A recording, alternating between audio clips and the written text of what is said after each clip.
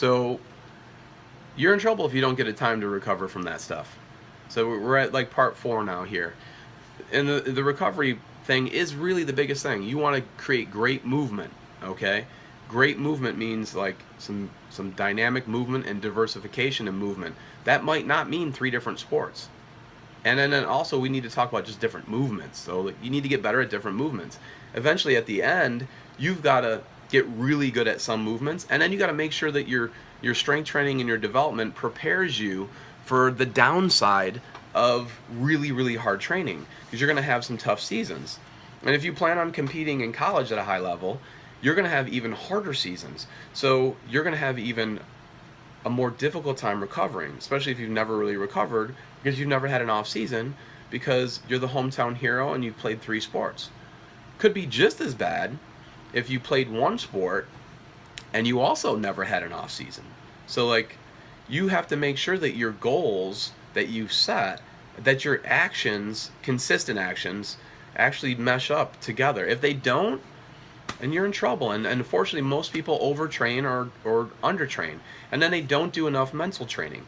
So if you're not doing all of these things together, and this sounds like a lot, and people will say, can't a kid just have fun?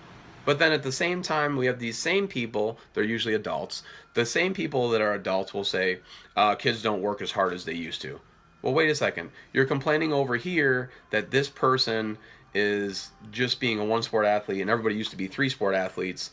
And then we're saying that this person doesn't work as hard, but you just got done saying they're working too hard. So, like, it's very confusing to be a student athlete these days. Like, let's kind of give them a break a little bit, or don't give them a break, give them a chance. So, and again, like, let's be clear with the information. Like, do your own research. You're gonna find that the specialization times in the research are at age 12 or 15. It's mostly at age 12 actually, but there's a lot of them now that are at age 15, and they're adjusting them because people are changing, and it really is specific to you. But to pull it back into what we're talking about right here. We're talking about getting recruited sports talent and you getting on somebody's radar.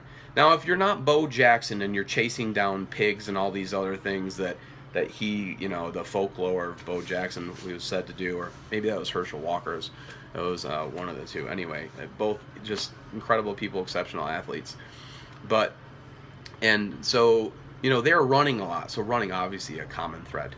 But running to which energy system? I mean, if you're a distance runner, you don't need to run, against Usain Bolt in the 100.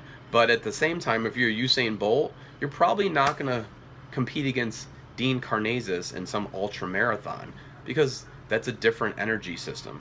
So when you're training energy systems, you have to know what you're trying to train for. We have people come in all the time, and they're like, oh, I want to get ready for this, and here's what I've been doing. Well, what have you been doing? Oh, I'm a pitcher, and I've been doing 5K, 10K. Well, why are you a pitcher doing 5K and 10K? Pitchers literally have like a less than 1 second burst, and then they repeat it over and over again. So that's explosive movement, but you're training for a marathon? Okay, that doesn't make any sense.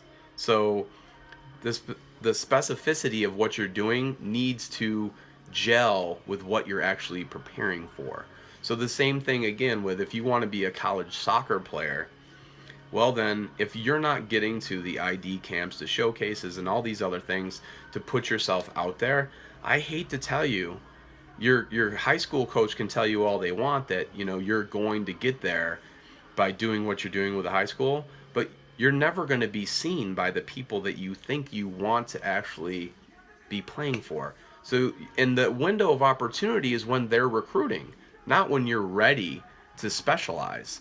So, if you can't get to where you need to get to be somebody who looks like, wow, we got to get that person, um, well, little Susie, she's still playing 3 sports. Or on the flip side, somebody might be like, well, she's playing 1 sport, and the coach might think, wow, maybe she's maxed out, and that is an advantage to still playing other sports. So we usually do advise people to continue to play other sports up until a point where they need to actually focus, if they need to. Some people can play 3 sports the entire time. We're not saying one thing or another. We're saying make the decision yourself.